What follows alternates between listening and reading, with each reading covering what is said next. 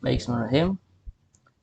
Hari ini kita akan membahas tentang asymptotic notations and basic efficiency classes. Ya. Jadi kelas efisiensi dasar dan juga notasi asymptotic. Ya. Nah, as pointed out in the previous section, ya, sebagaimana sudah disampaikan, sudah ditunjukkan pada section sebelumnya bahwa kerangka analisis efisiensi itu berkonsentrasi pada the order of growth ya. Jadi laju pertumbuhan lah ya. Bisa disebut of an algorithmic basic operation count dari banyaknya operasi dasar suatu algoritma as the principal indicator of the algorithm's efficiency ya. Sebagai indikator utama dalam efisiensi algoritma. To compare and rank such orders, jadi kalau kita mau mengurutkan atau membandingkan dan meranking orde dari pertumbuhan, maka di sini ilmuwan komputer mengenalkan 3 notasi ya.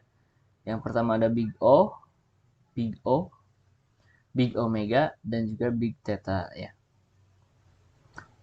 Nah, pertama, first we introduce this notation informally. Nah, pertama katanya kami akan memperkenalkan ketiga notasi ini secara informal. And then, dan kemudian, after several examples, setelah beberapa contoh, formal definitions are given. Definisi formalnya baru diberikan setelah itu. In the following discussion, pada diskusi berikutnya, Tn and Gn can be any non-negative function. Jadi ada Tn, ada juga Gn, itu adalah fungsi non-negatif sembarang.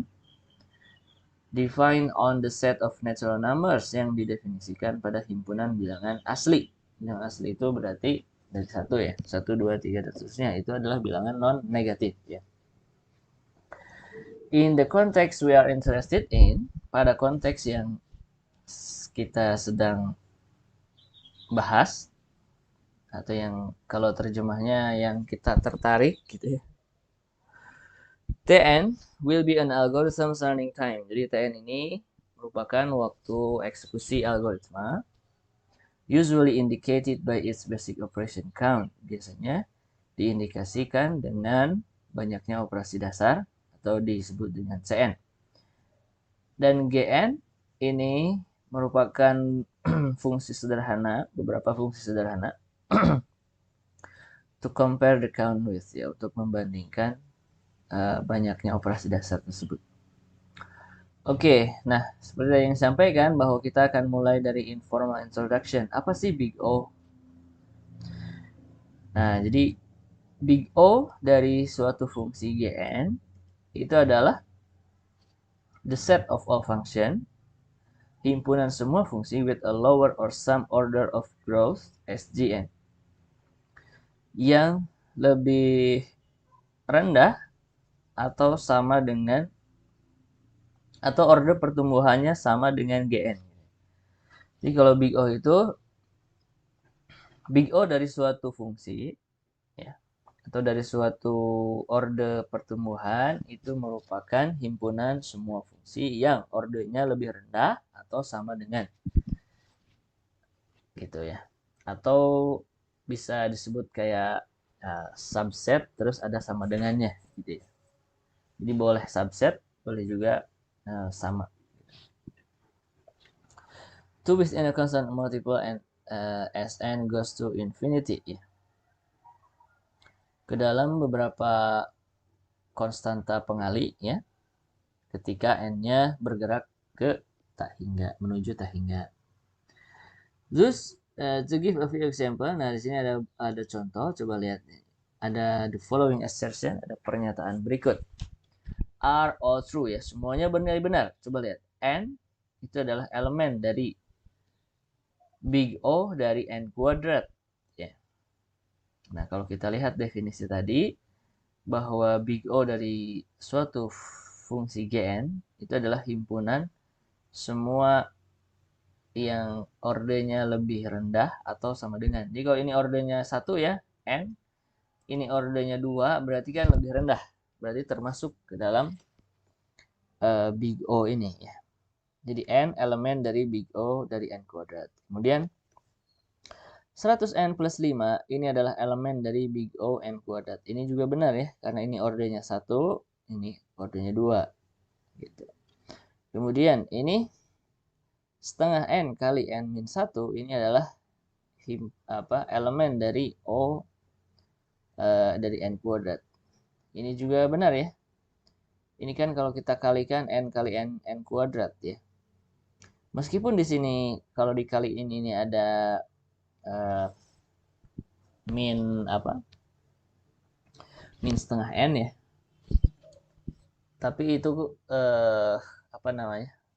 kita hanya lihat order yang paling tingginya.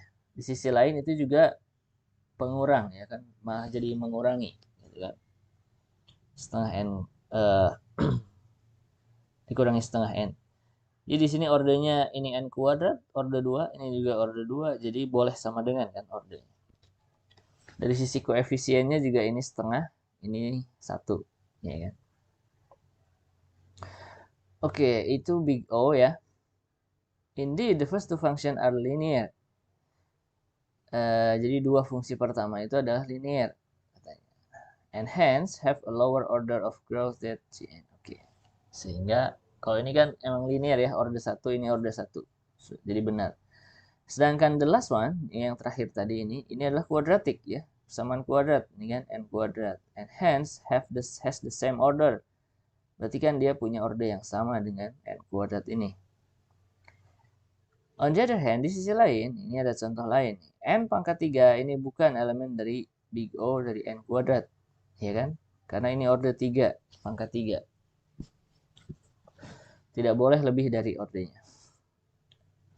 Kemudian, ini order 3 juga sama. Ini order 2, bukan elemen dari big O. Ini juga sama. Apalagi ini order 4, ya kan? Oke, gitulah. Nah, the second notation, kita lanjut ke notasi yang kedua, yaitu big omega.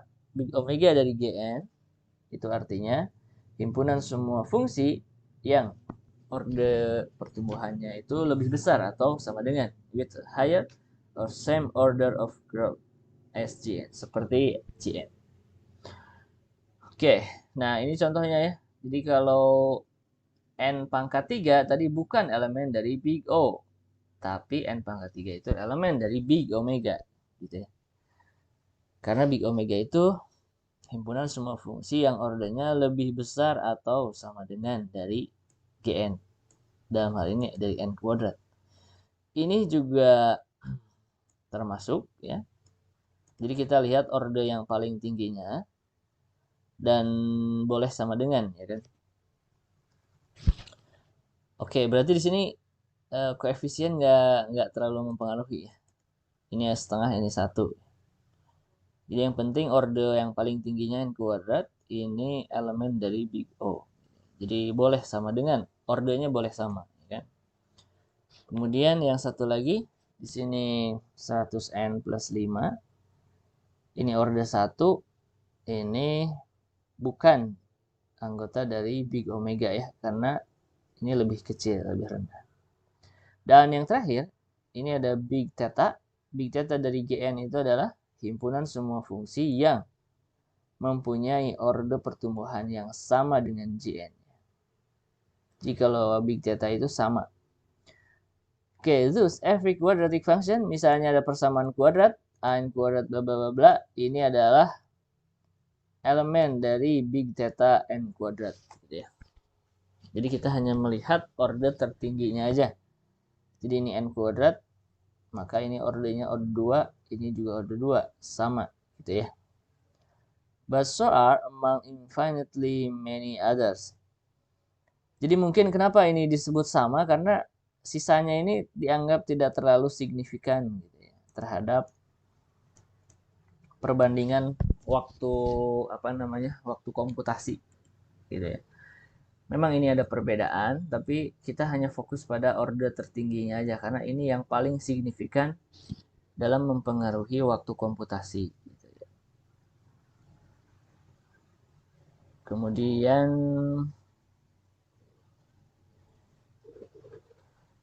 Oke, nah sekarang itu kan definisi informal ya. Sekarang definisi formal. Big O notation. Nah, definisi formalnya ini adalah a function Tn is said to be in big O Gn. Jadi fungsi Tn itu disebut uh, berada pada atau elemen dari big O dari Gn yang dinotasikan dengan ini Tn elemen dari O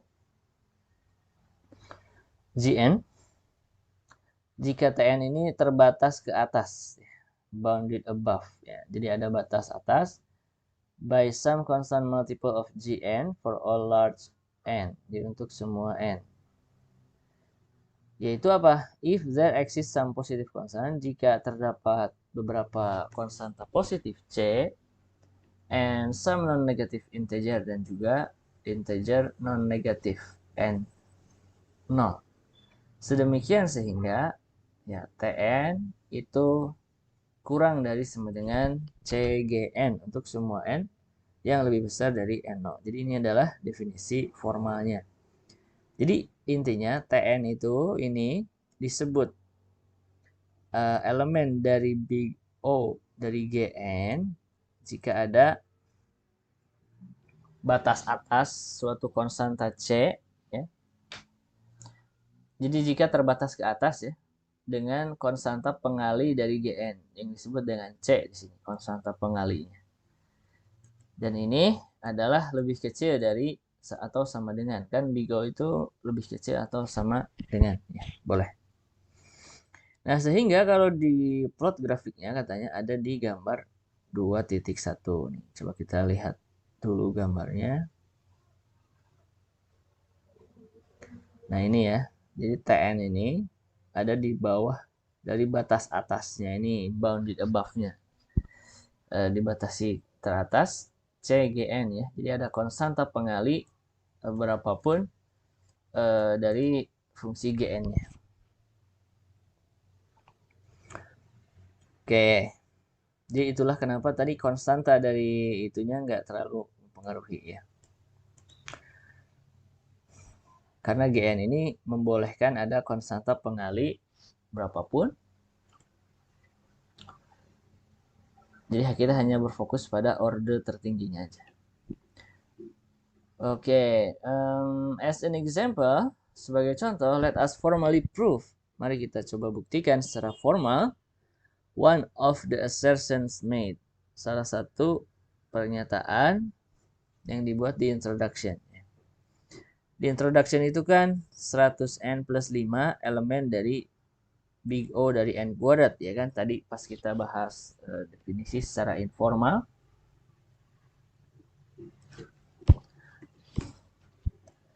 Nah, kemudian kita akan coba buktikan kebenarannya. Di 100n plus 5 itu nilainya akan kurang dari sama dengan 100n plus n. Ya kan? 100n plus n. Ini dari mana 100n plus n? Ya kita, ini kan 100n plus 5 ya. Nilainya akan lebih besar dari 100n plus n dengan syarat n-nya lebih besar atau sama dengan 5. Nah, ini kan ada syaratnya. Iya kan? Ini kan 5, ininya n. Tapi n di sini lebih besar atau sama dengan 5. Jadi kalau n-nya 5, nilainya sama dengan. Kalau n-nya 6, ini lebih besar gitu kan. Dan seterusnya. Jadi dari sini berlaku ini. Gitu kan? Dan 100n plus n ini hasilnya kan kalau dijumlahin kan ini 101n ya, sama dengan 101n. Dan 101n ini akan kurang dari sama dengan 101n kuadrat. 101 ini dari mana? Ya udah kita buat sama aja dengan ini. Cuman bedanya kita hanya ingin menunjukkan bahwa kalau seandainya koefisiennya sama, ini kan intinya orde 1, ini orde 2 ya kan. Kita akan menunjukkan itu kan. Ini kan ordenya 1, ini orde 2 gitu. Bahwa ini itu hasilnya akan kurang dari atau sama dengan 101n kuadrat. Jadi ini terbukti gitu kan. Jadi n kuadrat ini kan boleh ada konstanta pengali. Misalnya dalam hal ini 101 di mana nilainya itu disamakan dengan koefisien dari yang n ini. Gitu. Oke. Itu buktinya ya. Nah, as value constancy and nah jadi ketika nilai konstanta dari C dan N0 dibutuhkan oleh definisi, nah di sini kita ambil C-nya 101 dan N0-nya 5. Jadi N0 ini kan bilangan non negatif juga ya. Nah, ini sum non negative integer. Jadi berapapun pokoknya kita boleh ambil. Dalam kasus ini ya N0-nya 5 ya kan. Nih. Supaya ini berlaku gitu maksudnya. Oke, kita lanjut. Note that the definition gives us a lot of freedom. Jadi definisi yang diberikan itu memberikan kita banyak kebebasan, a lot of freedom in choosing specific values, dalam memilih nilai yang spesifik dari konstanta C dan N0. Jadi C dan N0 ini nilainya kita bisa set berapapun ya, bebas. For example, we could also reason that. Nah, contoh lain, kita juga bisa menunjukkan alasan bahwa 100N plus 5 itu akan kurang dari sama dengan 100N plus 5N. Di mana N-nya lebih besar atau sama dengan 1. Ini juga benar. Iya kan? Coba ini nilainya akan kurang dari sama dengan 100N plus 5N. Kalau N-nya lebih besar sama dengan 1. Kalau N-nya 1 itu berarti kan sama dengan yang ruas kiri ya kan. Kalau N-nya 2 ini yang lebih besar dan ini masih berlaku ya kan aturan ini. Kemudian 100N plus 5N-nya sama dengan 105N. Jadi dalam hal ini kita memilih C-nya 105 dan N0-nya 1 gitu. Jadi intinya untuk membuktikan ini kita bisa punya cara lebih dari satu gitu ya. Ini contohnya.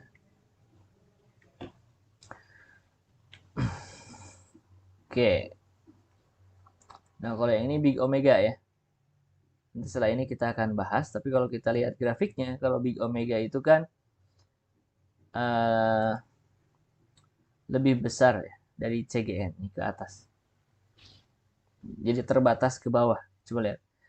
Big omega itu function Tn itu disebut elemen dari big omega Gn, dinotasikan dengan ini. If Tn is bounded below. Jika dia terbatas ke bawah by some positive constant multiple of Gn oleh beberapa konstanta pengali yang positif dari Gn for all large n, untuk semua nilai n yang besar. Nah, IE itu kalau ada IE itu artinya dia menjelaskan pernyataan sebelumnya. Yaitu gitu ya, if there exists some positive constant, itu jika terdapat beberapa konstanta positif C and some non-negative integer dan bilangan bulat non-negatif n 0 sedemikian sehingga ini sama aja dengan tadi, bedanya ini lebih besar. Gitu. Here is an example of the formal proof. Ini adalah contoh formal proof ya, bukti formal bahwa n pangkat 3 itu elemen dari big omega n kuadrat, ya kan? Di sini n pangkat 3 itu lebih besar dari sama dengan n kuadrat untuk semua n yang lebih besar dari 0. Gitu ya. N itu ukuran input ya. Jadi ukuran inputnya boleh 0 juga kan. Berlaku kan kalau 0 berarti sama dengan nih nilainya. Kalau 1 ya ini sama juga ya. Kalau 2, nah kalau 2 baru beda ya. Yang ruas kiri lebih besar nilainya dengan ruas kanan. Nah, dalam hal ini we can select C-nya 1 dan N0-nya 0. N0-nya itu yang ini nih. Kan di sini N-nya harus lebih besar atau sama dengan N0. Jadi kita perlu mendefinisikan N-nya ini untuk berapa aja yang valid. Kayak tadi ya, di contoh sebelumnya. Dan kita juga perlu menulis berapa nilai C-nya dan juga nilai N0-nya untuk pembuktian tersebut. Nah, kalau yang big data, itu coba lihat. A function Tn is said to be in big theta Gn. Jadi fungsi Tn itu disebut dengan berada dalam elemen big theta. Dinotasikan dengan ini jika Tn-nya terbatas baik ke atas maupun ke bawah. Jadi dia dibatasi ke atas dan ke bawah by some positive constant multiples of Gn. Dengan beberapa konstanta pengali positif dari Gn untuk semua nilai n yang besar. Yaitu jika terdapat konstanta positif C1 dan C2 dan juga bilangan bulat non-negatif N0 sedemikian sehingga ya Tn-nya ini berada di antara batas bawah ini dan batas atas untuk N lebih besar sama dengan N0 ya, seperti tadi yang ada di gambar. Oke, for example kita akan coba buktikan bahwa setengah N kali N min 1 itu elemen dari big theta N kuadrat. First, we prove the right inequality. The upper bound. Jadi, the right inequality itu berarti yang ini nih. Kita fokusnya ke yang ini dulu.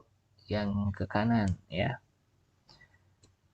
Setengah N kali N min 1 itu kan kita bisa operasikan atau dibuka kurungnya, kaliin ya.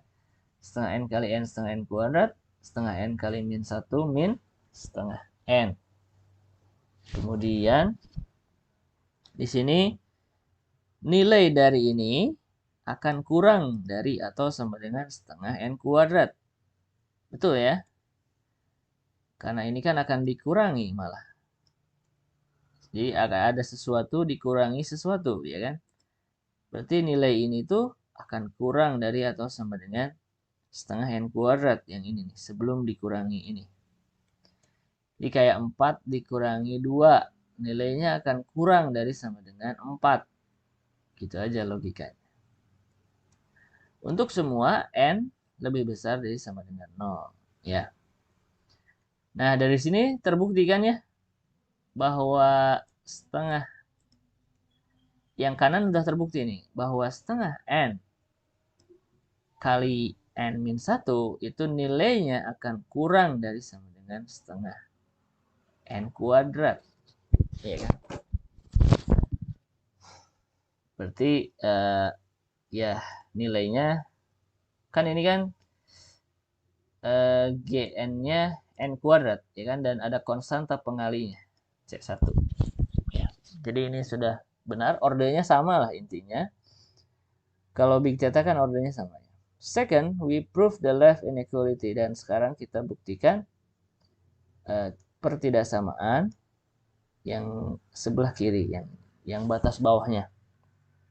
Dengan cara yang sama seperti tadi, bahwa setengah N kali N min 1 itu sama dengan setengah N kuadrat min setengah N dengan cara dikali-kalikan. Dan nilai ini akan lebih besar atau sama dengan nilai apa? Setengah N kuadrat dikurangi setengah N kali setengah N. Ya nggak? Setengah N kali setengah N itu berarti apa? Seperempat N kuadrat. Ya nggak? Ini seperempat N kuadrat. Di setengah N kuadrat dikurangi setengah N itu nilainya akan lebih besar dari atau sama dengan setengah N kuadrat min setengah N dikalikan setengah N. Gimana logikanya?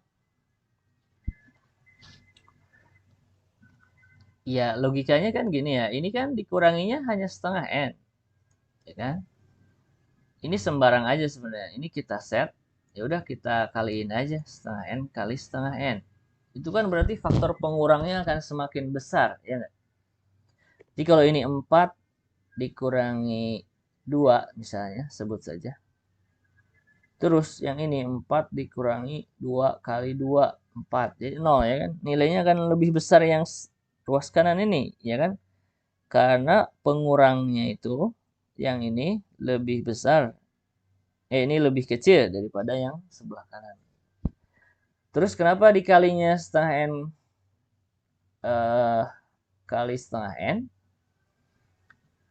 Ini kan kalau kita ambil ini hanya ya contoh aja. Sebenarnya kita bisa juga memilih yang lain ya. Ini kalau dikalikan kan berarti 1/4 N kuadrat ya. Setengah N kuadrat dikurangi 1/4 N kuadrat itu kan tinggal koefisiennya aja yang kita kurangkan ya. Setengah dikurangi 1/4. Setengah dikurangi 1/4 berapa? 1/4 ya. Setengah dikurangi 1/4 itu 1/4 N kuadrat. Sama dengan 1/4 N kuadrat. Jadi nilai ini itu nilainya lebih besar atau sama dengan 1/4 N kuadrat. Atau ordernya sama, ini N kuadrat, N kuadrat. Jadi dia, nah dalam hal ini C2-nya setengah 1/4 ya, sebagai koefisien dari batas bawahnya. Kemudian C1-nya setengah koefisien dari batas atasnya. Dan N0-nya sama dengan 2. N0-nya sama dengan 2 ini dari mana? Ini kan N ya. N-nya lebih besar sama dengan 2. Ini berlaku. Benar ya? Karena kalau 1, ini kan nggak berlaku kalau 1 ya. Kenapa kalau 1 nggak berlaku? Karena di sini nih. Ini kalau 1, N-nya 1, N-nya 1. Ini kan setengah kali setengah 1/4. Ya, kalau ini N-nya 1, berarti kan min setengah.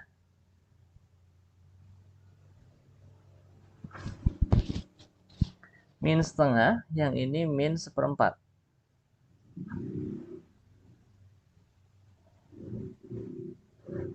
Salah, kenapa? Karena faktor pengurang yang ini kan lebih besar ya. Lebih besar setengah daripada 1/4, ya nggak? Faktor pengurangnya. Harusnya ininya lebih kecil atau sama dengan. Iya kan? Kalau ininya min setengah, ininya min 1/4.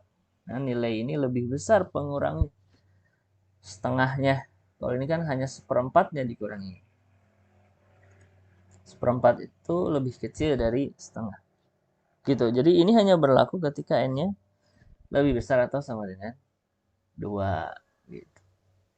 Oke, sampai sini dulu. Ada yang mau bertanya? Sebelum kita lanjut. Boleh.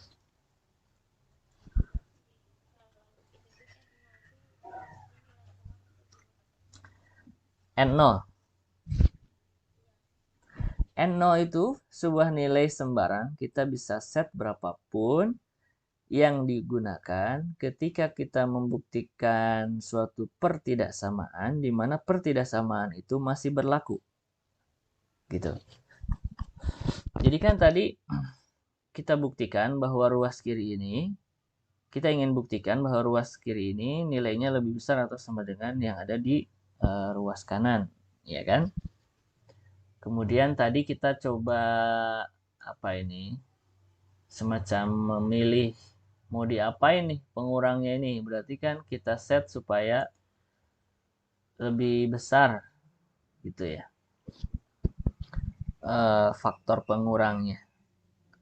Nah, makanya di sini kita salah satu contohnya aja dikali setengah N. Dan kalau dikali setengah N ini kan jadi 1/4 N kuadrat. Nah, pertidaksamaan ini berlaku ketika kapan? Ketika N-nya lebih besar dari sesuatu. Atau N0. N0-nya itu berapa? Ya, itu yang harus kita coba analisis. N0-nya ini berapa ketika persamaan ini masih berlaku. Gitu. Nilai N0 itu kan any non-negative integer ya, bilangan bulat non-negatif. Jadi mulainya dari 1 ya. 1, 2, 3, dan seterusnya. Bilangan asli. Atau mungkin supaya lebih mudah, kita ambil contohnya. Misalnya yang pertama tadi kayaknya lebih mudah ya. Coba lihat bagaimana pembuktian ini mengambil nilai atau memilih nilai N0. Yang ini aja dulu yang pertama ya. Tadi kita buktikan bahwa bukan buktikan, kita tunjukkan bahwa 100n plus 5 itu nilainya kurang dari atau sama dengan 100n plus n. Jadi di sini kita memilih sesuatu yang lebih besar dari 100n plus 5 gitu ya. Yang lebih besar dari 100n plus 5 itu apa? Ya 100n plus n misalnya. Nah, n-nya ini kan menggantikan posisi 5, ya kan? Si n-nya ini ada syaratnya pasti kan? Karena kalau n-nya 1 kan nggak berlaku pertidaksamaan ini. Kalau n-nya 2 nggak berlaku karena ini nilainya lebih kecil yang di ruas kanan ini. Pertidaksamaan ini hanya berlaku ketika n-nya lebih besar atau sama dengan 5. Jadi n itu suatu yang kita pilih nilainya sembarang untuk menunjukkan suatu pertidaksamaan itu masih berlaku. Kebayang nggak maksudnya? Oke, ada lagi pertanyaan?